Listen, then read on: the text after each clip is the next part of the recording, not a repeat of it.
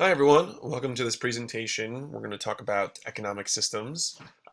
These variety of economic systems relate to a variety of different countries today, but could also help us explain and explore different civilizations and how they decided to start building their own economic systems. So as we go through this, I want you to be thinking about that question of how do these different economic systems, which one might have been best, which one might have been used, as civilizations and societies were first getting started. So here we go. First, what is an economy? It is something that helps meet people's needs. People need things to survive. And an economy describes the way that people meet their needs. So, is machinery or technology used? Who makes the decisions? So, think back to the political systems about who makes decisions. Think about it in an economic sense as well. Who's making those decisions? And does everyone get what they want? Or do some people have more than that? Does everyone get what they need? Or do some people have more than that, meaning that they get what they want? Again, make sure you're filling out the notes as we go through this, and if you have any questions, be sure to put them into the interactive guide. So the first question that we talked about was, is machinery or technology used? And in general, this means what kind of jobs do people have?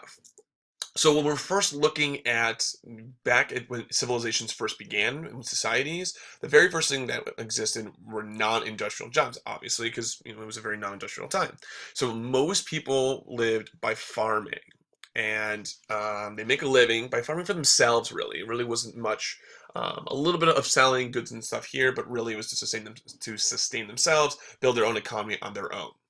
And then over time, and we'll get to this a little bit towards the end of the year, looking at industrial revolution, looking at how manufacturing has changed, and people moved from making a living by working in a farm to now working in factories. And all the way until today, where we see more of a post-industrial society where this was a way of living for a very long time, and this was a way of living for a very long time. Now we're looking at it where people make a living by using their minds or using computer technology. So the next question that we talked about was who makes decisions and who decides who gets what.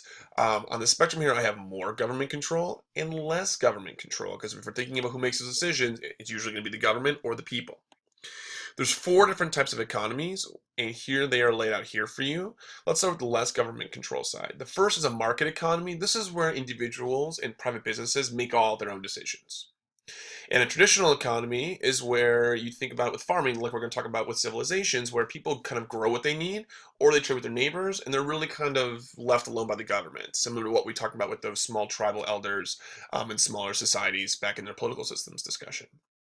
In the middle, you'll find the mixed economy where the government makes some decisions and the people make some decisions. And then all the way over here, you have the command economy where the government is going to make all the decisions. And again, it's on a spectrum. You're going to have a variety of other economies in the middle, but these are the big four that I want you to focus on: command, mixed, market, and traditional. These can get confusing. So the way we're going to go about explaining it is by using an example of pants. Let's start with command economy. This is also known as communism. In a command economy, the government owns all the resources and all the businesses. They sell all the products, they decide who has what jobs, but they do make sure that everyone gets their basic needs, that everyone's basic needs are met. So it might sound a little harsh, but they do make sure that, hey, listen, you're going to get your pants, you're going to get your pants, you're going to get your pants, you're going to get your pants, etc.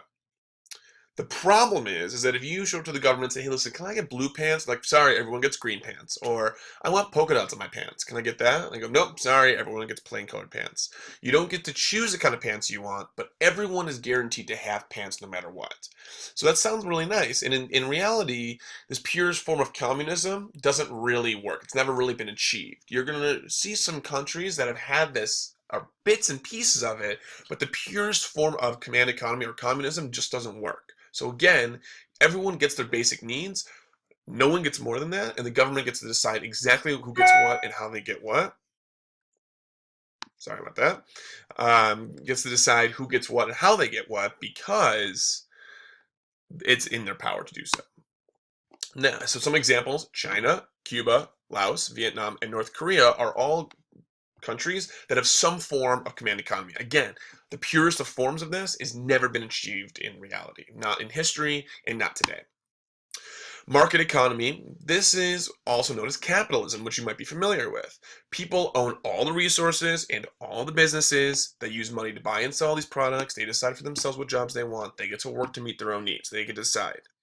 They can decide whatever pants they want. You want blue pants? Great. You want Waldo pants, yellow pants, black pants, whatever, yoga pants, whatever kind of pants you want. Even pants on fire, you get to decide whatever kind of pants you want to wear. No one gets to tell you what to do. However, some people might also have no pants to wear. So you might have 10 pairs of pants, and your neighbor might have 0 or might have 2. And so the government has no ability to say anything because people are really in charge. Everyone kind of makes it for themselves. So if you're not able to make it and get pants, tough. You're stuck. Nothing you can do. And again, this purest form of capitalism doesn't really exist either. Some government involvement is always going to occur. Governments are never going to let the people do it on their own. Think back to political systems. Governments always want to have some control and need to have some control. So this purest form of capitalism will never occur because governments will always want to have some involvement in the process. Here are some examples of some different countries amongst many others that have some form of capitalism. And again, I say that purposefully, some form, including the United States. Mixed economy. This is sometimes called socialism, but it's important to remember that there's a balance here, that both the government and the people own it, the resources and businesses, and sell products. So there's both. In general, people can choose their own jobs, but it's also the government's job is to make sure that products are safe. And they use taxes to provide services and to make sure that those who can't get their needs get the help. So in general, people can pick what they want, except the ones that really aren't safe. So if you go, oh, can I wear my pants on fire? They're going to go, it's not really safe for yourself or anyone else. We're going to tell you no. Oh, but I can't afford pants. Okay, well, we'll raise taxes in order to afford pants for you. Can I have yellow pants? Sure. So that's really how it works. You can pick and choose what you want within limit, and if you can't afford, the government helps you out. Here are some examples of some countries that have some of these mixed economy trends, amongst others. But wait a second, here's the US again, and Canada, and Cuba, and the United Kingdom. Didn't we already see these before? Yes, we did, and that's because, remember, it is a mixture of those. So you can have a mixture of command and mixed, and market. It's why it's called a mixed economy. Traditional economy, it's also known as subsistence or non-industrial economy. So think back to what we talked about right at the beginning of non-industrial. People work in jobs that really allow them to make everything for themselves. You don't really need to do anything on your own. You can trade with your neighbors for the things you don't have, things you need to make, whatever. The government's really not involved in this. I get one pair of pants. I made them from my own sheep for my own farm. So that's really how traditional economy works. Make sure you fill out your notes. Let me know if you have any questions. Put them in the interactive guide if you do. And hope you enjoyed. I will see all of you tomorrow.